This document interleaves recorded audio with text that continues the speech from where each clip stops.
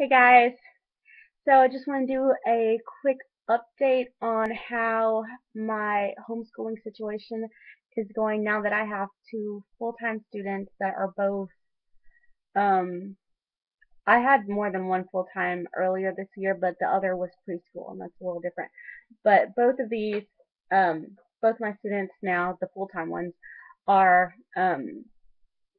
one's middle school and the other is, later, mid to late elementary school. Both are on the autistic spectrum. And so I just want to kind of talk about that, plus do a crochet update. Um, I just like doing that. I hope you guys I hope you guys don't mind me sharing my crochet projects with you, but I kind of always, well, I haven't always wanted to do it, but it was kind of a thing that I thought was like for old ladies, and I never expected to have so much fun. And so I'm just really enjoying like making things for friends and family, and I'd like to show them. So we'll do that first and get that out of the way. Um, I'm going to show you guys the Easter project that, well, it's not a project, but the gift I'm giving to my niece for Easter. And I made her a purse. I hope this is easy to see. I'll back up a little bit. And I will put the video that I got that with the tutorial on how to make this in the description box. But basically, this is called the crocodile stitch. These little like petals coming up like this. It looks complicated, but it is actually super duper duper easy to do. It does take longer than your double crochet or like your single crochet, obviously. And I kind of figured out how to make this like this rope is not part of the tutorial, but plus I made this a little bit bigger than what's on the tutorial, and all you do for that is just make the chain longer when you start. So yeah, this is the purse, and I made well I learned how to put a button in on this project, and this is what the bottom looks like. I was curious about what that was gonna look like, but basically you just sew in the the bottom once you're finished, and it all kind of comes together like that. And I have well, let me show you the outside. I put some charms on the outside that I just picked up at Walmart. I got the button and the yarns at Walmart. The yarn at Walmart. And these charms came 3 in a pack, and this one's got like a little pink thing that says believe. And what's this coin say? I thought it said something. It says be the change. Get it? Coins. And then I'm not sure what this is supposed to symbolize. There's like a little crown on it, and she loves to read, so maybe this is kind of like symbolizing words and reading. And then I put a couple things in the inside as well. Let me open it up. Um, and we're gonna take a little trip to Bath and Body Works to put a little sample, um, a little one of the mini perfumes and the mini lotions that they have, because she's becoming a young lady, and so we kind of want to go and have like a little girls' day and get some girly things to put in her purse. So she just turned 11. So this right here is a little um ladies pouch, and I made this for her. Again, I got to use my button sewing skills. So basically, you put your necessities in the inside, and I didn't know people. I don't know. I never thought about like a special pouch for it, and I didn't think about it until I saw somebody had a tutorial in the suggestion box, and I thought, oh, that is so cute. I never thought about crocheting one of those, or so I thought this was so cute. And it was super duper easy. Nothing that I'm putting up here it was hard to make because I'm a beginning crocheter, and so this was really easy. The only semi difficult thing is the lining here. You want to get a thick yarn, but this brown yarn was hard to work with, and I'll show you on the next thing that I did. But it was easier to do the lining here than it was to do on the next project that I'm getting ready to show you.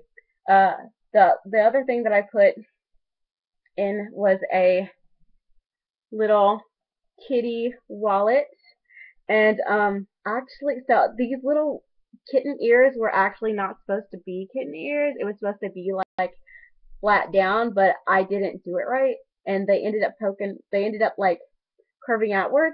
So I just flipped them up all the way, and suddenly they're kitten ears, and nobody knows they weren't supposed to be. So, yeah, so I have a little rope here that connects it to the button, and I just put that in the lining right there. This yarn was really thin and it was hard to do the lining. That's the other reason why the shape was weird. So I'll think twice before I do that again. And then the inside of that, some Bible verses that are just encouraging and, you know, are good to memorize and think about and meditate on. And so that is what I'm giving her for Easter, and I'm really excited to see what she thinks about it. This was like my first really big project. You guys saw the purse that I made earlier, but it was not as intricate as this one. So this gave me some confidence to do some other stuff later. And I went to the thrift store and they were selling these really cute bags. So I'm gonna put, and I got it for 75 cents. So I'm gonna put the purse in the bag, and I've got some leftover. I always save these crepe paper, and that's gonna go in the bag. And that is what I'm giving her for Easter. And the boys are gonna get like a chocolate bunny, um, but I thought I would give she's the only girl in the family, so I thought I'd give her something a little special. And then the other thing, I don't know if anyone out there works in a call center or works in any, job where you would need to use headphones. But my sister, used to work in a call center, and where she works now, they also use headphones. I'm not sure what it is she does. Um, but she was saying that at her previous job, they had these, someone would make these covers for the headphones, and she was saying that they would charge like $1 a pair, and she was wanting to know if I would make them up, and so she could take them to work, and we could get a little extra money on that. So I've been working on it, and this is what I've come up with so far. So if anybody works with headphones, or maybe they just have a cool pair of headphones, or a pair of headphones that they want to recover out there, you can do that. This was really easy to do. You just start with a chain. I chained 15 for this because these are pretty big and it's going over the foam. But after that, you connect the both ends of the chain with a slip knot, and then you do double crochets all the way around till you get to the end.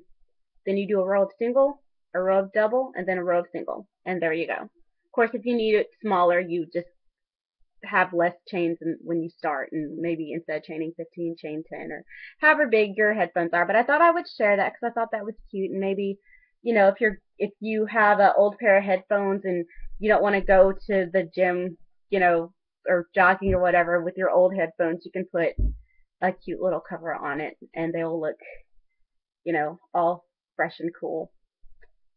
Ready? Uh, so those are my crochet projects so far. As far as homeschooling goes, I think it's going good. I think we're starting to really um, get into a good uh, groove as far as our work schedule goes. We have gotten really behind though.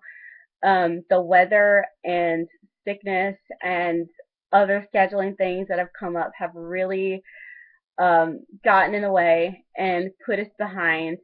And I'm going to stop it right here because you guys know my camera likes to cut off. So I'm going to stop it right here, and I will come back for part 2 and finish telling you guys how things are going and our plans for the summer. So I'll be right back.